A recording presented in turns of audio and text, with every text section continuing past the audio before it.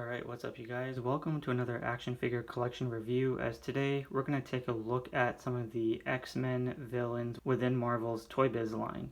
Now, one thing to note about this video is that this does not include every single villain that Toybiz has made for the villains for the X-Men, as stay tuned as that will be a part 2 video, or you can see a foreshadow or a glimpse by the end of the video to see what other figures that I will have in the upcoming future part to talk about other various X-Men villains as well. And on top of that, these characters also play a very pivotal role in the animated series, so if you haven't seen it, go ahead and do so. But let's go ahead and take a look at all these figures and see how great they really are. Alright, so up first we're going to be taking a look at Avalanche, and this figure is really cool. The really interesting thing I like about this figure is that despite having the standard 5 points of articulation or even more, I just love the body stature of this figure. The mold of him, the sculpting, and everything about it just feels really good in hand. It has that typical Toybiz style of making figures, and you know, with all the articulation, really just makes the figure pop in so many ways, just because I love the blues and the silvers, and it really just contrasts within each other, and the face sculpt is just really good with that menacing face. It's a bit scratched and dinged up here and there by the A, but everything else came out pretty standard and fine. So yeah, it's such a solid figure and a great addition into the X-Men villains toy line. So yeah, I'm very pleased with this guy. But other than that musculature, all that sculpting came out pretty well, and yeah, it's a pretty decent figure. So that is Avalanche. Up next, we're going to be taking a look at Pyro, and this is another great looking figure. It's such a classic and iconic style within the animated series, and I just love the flame effects that he comes with, and the all yellow and orange reddish, you know, color scheme, which is really good with the fire logo in the middle. The face sculpt looks really good. I love the red eyes and then the blonde hair, and yeah, everything about it just looks really good. And the thing I like about it is that he kind of has like a smirky face, kind of like a maniac. Obviously he's like a pyro guy, so it makes sense to why he would have that kind of facial expression, but everything else looks just, yeah, it's really well done for its time. Now, unfortunately, there's no articulation by the elbows, which is pretty unfortunate for these figures, but I guess that makes up for it when you have like the flame effects into the actual flamethrowers, which does look pretty decent. I mean, there's some yellow shading and stuff within the fire effects, which looks really good. So I love the design of it, love the backpack. You can see all the sculpting there of the knobs and switches and dials, all that really good. And yeah, not much else to it, but it's a pretty decent figure to add into the X-Men collections. So that is Pyro. Up next, we're going to be taking a look at the Blob, and he's another really cool figure just because he looks very accurate to what he was depicted as in the animated series. Maybe not as much, but a pretty close call. The thing I like about this figure is that he lives up to the name. The design, the style of it is just really Blob-esque. So musculature, body type, all that really great. He does have leg swivels just to kind of give him a little movement, and of course movement by the shoulders, but the facial expression looks really good. And yeah, I mean, there's really not much else. There's no articulation by the knees or elbows. I guess he just can't bend them. But the stomach, all that, the line work, and then the coloring all looks really great. So yeah, there's really not much to say about this one, but I do like it because it definitely adds more characteristics within the X-Men, especially the Brotherhood. So it's good to have them in the team. So that is the Blob. Up next, I want to take a look at Omega Red, and I actually like this figure a lot just because the tentacles and all that looks really good, and it's actually pegged into the actual arm, and then the reds and silvers looks really good. No elbow articulation, which is unfortunate, but he does have like a waist swivel and knee articulation. But the face sculpt is really just the highlight here because I love the facial expression, the red eyes, and then just that ponytail looks freaking great. And then even the body sculpt and the musculature that he has on this is really cool. So again, when it comes to Toybiz figures, there's really not much like in depth to go over in terms of reviews, but the overall design of and aesthetics of these figures really just makes the collection even better, especially when you have your favorite you know, X-Men villains in your collection. So everything else about it looks pretty decent. I love the shoulder pads. Silvers all breaks up, which looks really good. And then this gimmick right here is for his waist to kind of just turn left and right. So Other than that, really standard, straightforward, great design, and sculpting is really well. So that is Omega Red. Up next, we're going to be taking a look at Caliban, and this is a pretty cool figure. I don't really have much of an attachment to him, but I love the hood that he comes with, and then the facial expression does look pretty decent. His teeth and the eyes are kind of an articulated jaw, which is really cool, and the figure is a bit coloring. It's turning yellow, which is unfortunate, but I remember finding this in a loose bin at a toy hunt in Ohio, so I can't really expect much, especially if he was in a bin and inside of a bag. So design wise, everything looks really good. There's some good sculpting. He has a lot of dirt and wear and tear on it, but that's really okay. I mean, even at least the cape looks really nice. There's some texturing there. It's that nice, very rubbery material, which I do like, and you can see a lot of the little stitchings that he has there. Looks really good. Some minor details really adds to the figure, but the overall musculature, the design of him looks really good, and yeah, everything about it just looks pretty badass. But again, the highlight here is really just his face, which looks really good, and then the hood that he comes with, which I'm actually happy that I was able to find. So yeah, really solid figure. So that is Caliban. Up next, we're going to be taking a look at Juggernaut, and I love this figure, especially I love the character in general. He looks really badass. Now you can remove the helmet, which looks cool. I mean, I love it. I love the facial expression. I love the screaming. You can just tell he's ready to kick some ass. So yeah, a job well done for Toybiz on this, but of course it's always traditional for him to have the actual helmet piece on him. So not really much of a snug fit, but it stays on pretty well.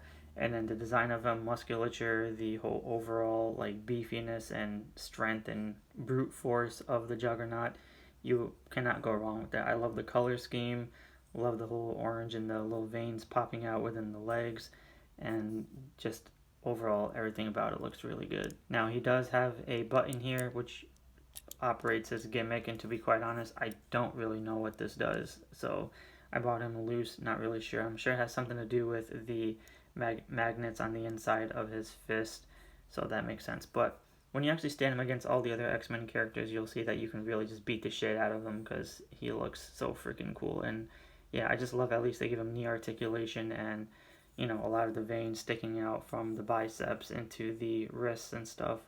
Yeah, that's like a job well done. Very, very happy with this guy. I'm sure there's other variants or versions of Juggernaut out there, but I thought this was probably the best one that they made, at least in the standard Toybiz, you know, aesthetic. So yeah, very happy with this guy. So that is the Juggernaut. Alright, and up next we're going to be taking a look at Archangel, and this is one of those figures where I wish they kind of gave him the helmet, but this is more on his evil side, so can't really expect too much. Now, if you remember from the previous X-Men videos, I talked about how Toybiz loves utilizing the same body mold, so you're going to notice this body mold in so many various figures, so they really just, you know, milked the hell out of this mold. Very unfortunate, but it's decent for what it is. But just that one little hand right there is a big indication of the types of bodies that they use, which we'll talk about in future video. But the overall head sculpt looks really good. I love the blue tones on the skin. The yellow hair looks great, and then the purples with the blues all came out really well. And then you can see the wings have that silverness to it, and yeah, all that looking really good. So really well done, really well sculpted. And again, I just kind of wish that this version had like a helmet or something, so it would have just kind of stuck out a little bit more, but that's okay. And if you remember from the X-Men lineup, I talked about how there was another version of Archangel, the good version. So here we have both Archangels together standing side by side, and both figures are really cool, and like I said before, utilizing the same mold, just different head sculpts, and you know, skin tones, all that is fine. It's just I kind of wish that this one had a little bit more of a oomph to it in terms of detail or aesthetic, but the costumes, all that came out pretty well. It's just same character, just kind of a different figure. So, but it's really cool to add into the collection of X-Men. So that is Archangel. Alright, and up next we're going to be taking a look at Lady Deathstrike, and she's of course pivotal. You need to have her in order to have a Wolverine storyline. I love the casual facial expression is fine. The hair that's going under the hat is good too, and the long fingers, of course, awesome. And she has the thigh swivel with the knee joints and nothing else more to it. But yeah, she does come with all these other accessories which are really not needed. But yeah, she's, like I said before, she's very pivotal to Wolverine, and you can even see some of that little cybernetic stuff within her hands, which is pretty cool. Nice attention to detail. And yeah, so like I said, can't really expect too much detail in Toybiz figures, especially from the 90s, but I'm at least happy that they've incorporated all these deep cuts and various figures to add into the collection, which is, a job well done. So not much to say about it, but yeah, it's a good figure to have if you want to complete some storylines with Yuriko and Logan, so it would make up for it. So that is Lady Deathstrike. And speaking of Wolverine, it would not be complete without having his arch nemesis, which is none other than Sabertooth. Now, there's other versions of him that are probably far superior than this one. This is more of a very basic version, but in order to keep the Toybiz aesthetic alive and, having the initial 5 points, this was the best that I thought, in my opinion, to have in my collection. So the facial expression is really good. Has an articulated jaw where you can actually see his teeth. That's pretty sick. I only wish that this figure would have been a lot bigger or taller. I think the musculature is fine, but compared him next to Wolverine, he's not as beefy or he's not as tall that I wish this figure would have had. But it's okay. I mean, it's really not bad. The fur texturing, all that came out pretty well. The color scheme of the browns and oranges, all good. It's just no elbow articulation, no knee articulation.